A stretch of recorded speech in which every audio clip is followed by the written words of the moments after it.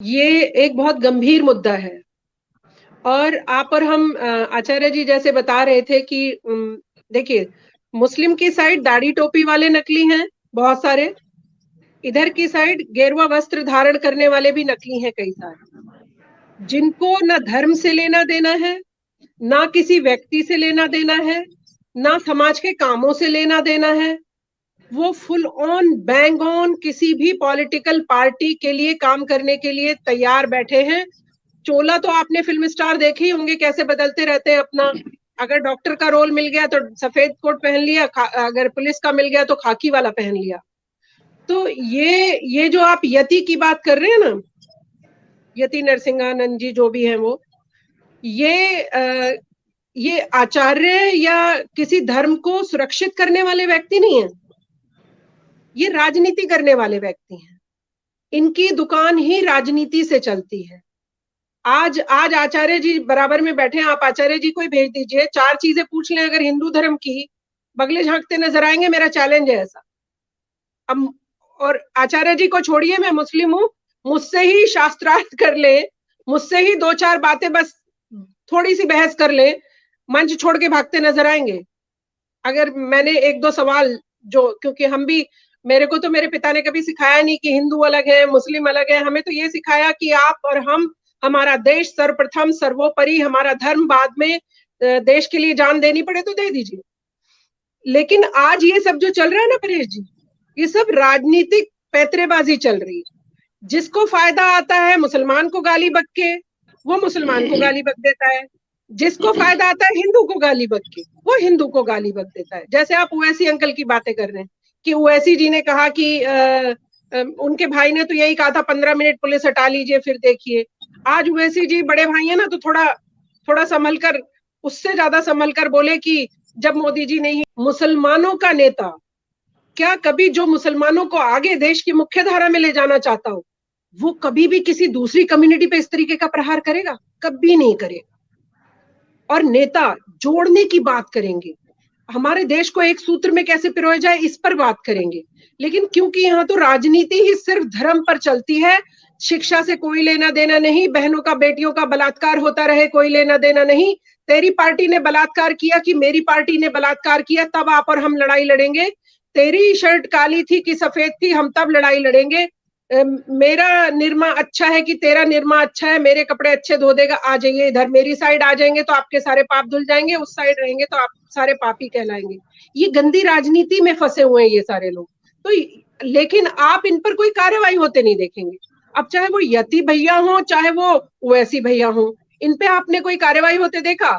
अगर जबान से इतनी गंदी चीज निकल रही है आपकी, मैं कह रही हूँ कि हमारे देश का प्रधानमंत्री खड़े होकर कहता है कि लीजिए एक हाथ में किताब लीजिए और एक हाथ में कुरान लीजिए। जिस देश का प्रधानमंत्री इतनी बड़ी बात करता हो, किस ऐसे वाले व्यक्ति की हिम्मत होनी चाहिए कि कहे कि मुसलमानों के खिलाफ शस्त्र उठा लीजिए? किसकी हिम्मत होनी चाहिए वैसी की कि कहे कि जब योगी और मोदी नहीं रहेगा तब आप मुसलमानों से कैसे बचोगे? ये छुटे क्यों घूम रहे? यहाँ पर फिर सरकार पे मंशा होती है, उसकी उसकी जो कथनी बनाम करनी है ना, उस पे लोग शक करने लगते हैं। अब चाहे मोदी जी ने कह दिया हो कि सबका साथ सबका विकास, लेकिन लोग तो शक कर रहे हैं ना। ना ओवैसी को सजा मिलेगी, ना यति नरसिंहानंद को सजा मिलेगी, तो फिर आप करेंगे क्या? मतलब आपको जिधर से, अगर कांग्रेस को उधर से फायदा आता है, विपक्षी पार्टी को ओवैसी से फायदा आता है या किसी और से फायदा आता है, तो आप वैसे बयान का समर्थन कर देते हैं। और जब बीजेपी को इसका फायदा आता है तो वो यति नरसिंहानंद को नहीं पकड़ती है। तो ये जो राजनीतिक खेल है ना, आप और हम देश की जनता, हम क्या चाहते हैं परेश जी? मैं चाहती हूँ मेरा बच्चा अच्छे स्कूल जाए, मैं चाहती हूँ मेरी बहन बेटियां सुरक्षित रहे, अच्छे से पढ़ाई करें, मैं चाहती हूँ आप और हम आर्थिक रूप से संपन्न हो, मैं चाहती हूँ मेरे देश के नाम का पूरी दुनिया में डंका बजना चाहिए। आप और हम ये चाहते हैं। ये कौन चाहता है? आप और हम कौन सी सदी में जी रहे हैं परेश जी? 21वीं सदी की बात करते हैं, 22वीं की तरफ आप और हम जा रहे हैं। और आप और हम किस बात पे लड़ रहे हैं कि हिंदू को मुसलमान मारेगा और मुसलमान को हिंदू मारेगा? ये शर्मिंदा करने वाली बातें हैं।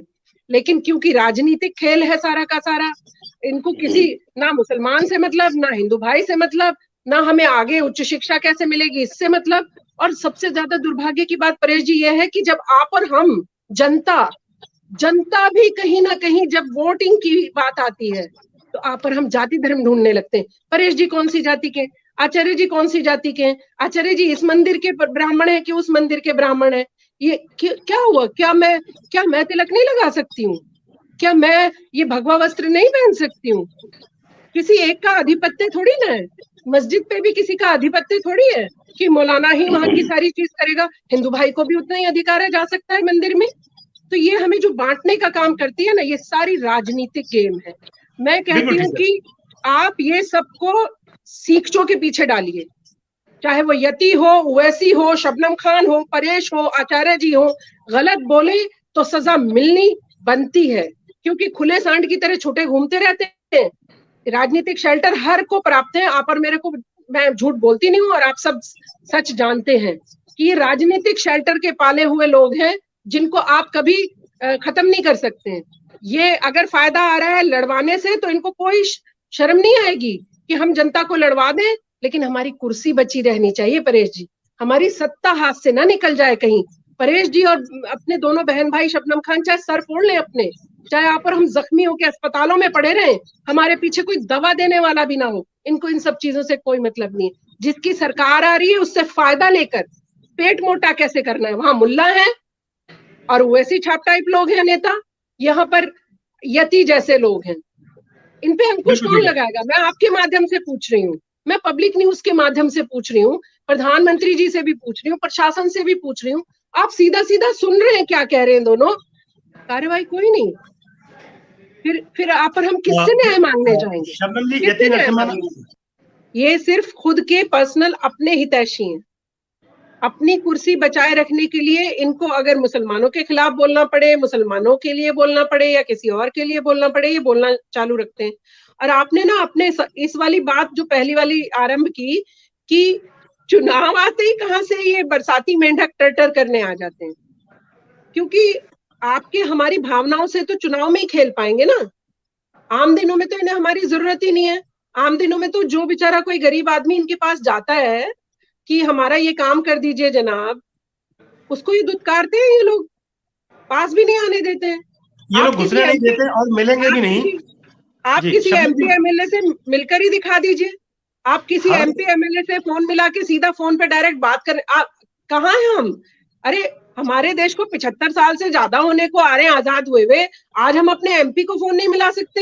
हिंदू भाई इतने डर गए हैं कि किसी यति को ये कहना पड़े कि उठाइए शस्त्र और उस वाले कम्युनिटी का नरसंहार कर दीजिए, तो फिर मैं सरकार पर सवाल उठाती हूँ, फिर मैं प्रशासन पर सवाल उठाती हूँ कि शासन और प्रशासन दोनों फेल है। फिर जो योगी जी और मोदी जी जो इतनी ताकत के साथ हमारे हिंदू भाइयों को, मैं कहती हूँ कि हिंदू भाई इस बार जागरूक हुए अपने धर्म के प्रति, अपने कर्तव्यों के प्रति, अपने धर्म को संरक्षित करने के प्रति। तो मैं आपसे पूछ रही हूँ, यानी सरकार बेकार निकली, यानी प्रशासन बिल्कुल बेकार है, उनके बस की ना तो मुसलमानों को हैंडल करना है, ना क्या कहते हैं उनको संभालना है। अगर इस तरीके के, और वैसी को भी पकड़ना उनके बस की बात नहीं है, यानी सरकार एकदम बंकस निकली। भारतीय जनता पार्टी की सरकार को बेकार बता रहे हैं आचार्य जी। आचार्य जी बता रहे हैं कि भारतीय जनता पार्टी की सरकार में मेरे हिंदू भाई डरे हुए हैं, जैसे वो एक गेम खेलते हैं कि मुसलमान डरे हुए हैं। जैसे वहां पूर्व उपराष्ट्रपति कहते हैं कि ओ मुसलमान डरा हुआ है, और खुद पूरी जिंदगी पूर्व उपराष्ट्रपति रहे हैं, उपराष्ट्रपति रहे हैं। नरसिंहानंद जी ने ये बात कही है कि डरे हुए, तो फिर मोदी जी किस काम के प्रधानमंत्री हैं? मैं सवाल उठा रही हूँ, मैं प्रधानमंत्री जी की समर्थक होते हुए भी, मैं प्रधानमंत्री जी की समर्थक होते हुए भी मुसलमान प्रधानमंत्री होगा कि आपने हिंदू भाइयों को कैसे डरवा रखा है? आपका प्रशासन क्या कर रहा है कि एक यति नरसिंहानंद को खड़े होकर कहना पड़ रहा है कम्युनिटी का सर्वनाश करो, मुस्लिम कम्युनिटी का। यानी प्रधानमंत्री झूठ बोलते हैं कि एक हाथ में किताब लीजिए, कुरान लीजिए, और प्रशासन भी बेकार है उनका। यानी योगी जी भी झूठ बोलते हैं। उत्तर प्रदेश में हिंदू भाई, मतलब भारतीय जनता पार्टी की सरकार होते हुए हिंदू भाई इतना डर गए हैं, ये तो शर्मिंदा होना चाहिए प्रधानमंत्री जी। उन्होंने ये जो होना चाहिए भारतीय जनता पार्टी। नरसिम्हानंद ने हरिद्वार में दिया था और उनपे वहां मुकदमा दर्ज हुआ है।